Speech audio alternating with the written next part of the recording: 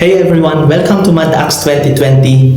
I really am praying today and deciding for God to use this channel to change your life for the good and to believe again that God is able to do exceedingly abundantly above all that you could ask or think. Once again, thank you so much for your continued support, and if you are new to my channel, don't forget to click subscribe for more weekly updates on Mad Acts 2020. God bless everyone, God cares. Good morning! Hello po sa inyong lahat muli. At ako po ay nagpapasalamat sa Panginoon for waking us up sa umaga po na ito. Thank you, Lord. And thank you din po sa inyong lahat for all supporter. For all who are watching this video right now. Thank you so much for your support. Ayan. So, Friday, It's Friday at tayo ay magsusundo muli. Praise the Lord. At sa umaga po na ito, I pray that all of you are in a good shape, nasa mabuting kalagayan. Amen. And I pray that God will meet your needs sa everyday na pamumuhay po ninyo. Amen. So, and if you are new to my channel, I want to invite you, and if you are here in Doha na naisin mo rin po na umattend sa gawain ng Panginoon, makapakinig ng salita ng Diyos, I like to invite you and drop a comment. Susunduin po kita at ihahatid din po kita. It's really my joy po to do this kind of ministries para po sa Panginoon.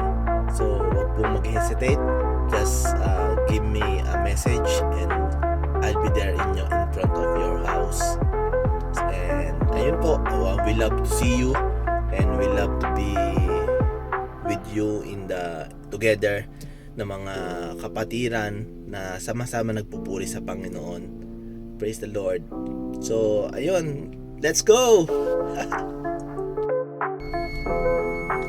Let's go.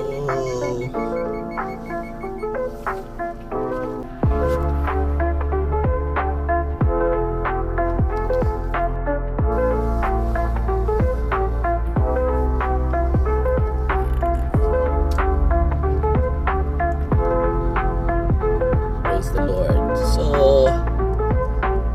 just to share, just to share lamang po, I'd like to share once again yung aming napag-aralan sa prayer meeting last Monday in Habakkuk chapter 3 verse 17 to 19.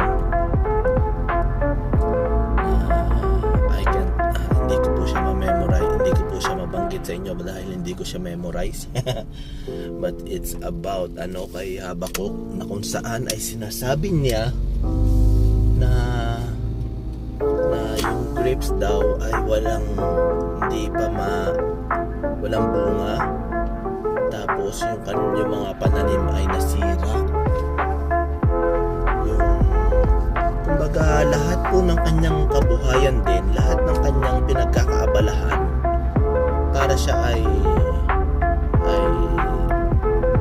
let's say makakain, let's say business niya is hindi pa right on time ng kanyang pangangailangan.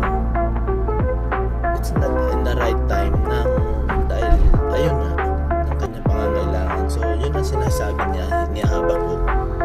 My crops is tawag doon, my crops is hindi empty, basta toeng. Kumbaga sinasabi po is wala talaga siyang makuha, walang pagkakakitaan, walang ganun. Pero kahit ganun ang buhay niya nung panahon niya, yung sitwasyon niya, yung kanyang pagpupuri sa Panginoon, ayun ang nangingibabaw. So that's I really want to share to you guys. We all have kinds ng circumstances in a different way. But let's see to it, guys, na yung pagpupuri natin sa Panginoon ay ganun na lamang. Hindi natin siya nakakalimutan. It's not, ayun po.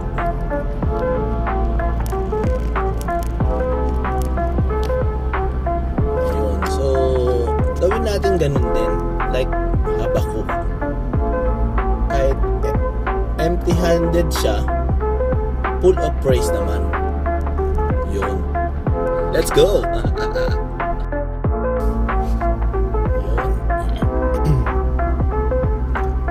Malapit na po tayo kay Sister Kat.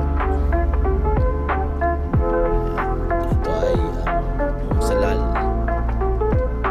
Next ay si Ate Grace, sila Raf, and who else? Let's go.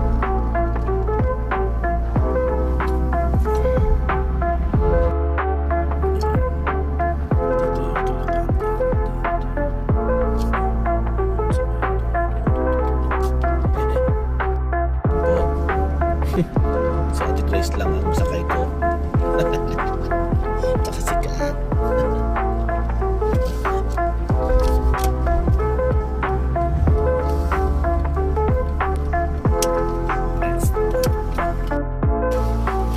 Nauna kami kay Sister Leonie at tsaka kay Grace. Akala nyo ang dami nyung dala. Hindi ako na. Magaan lang. Parang nabibigyo ka. Siyempre. Hindi ako.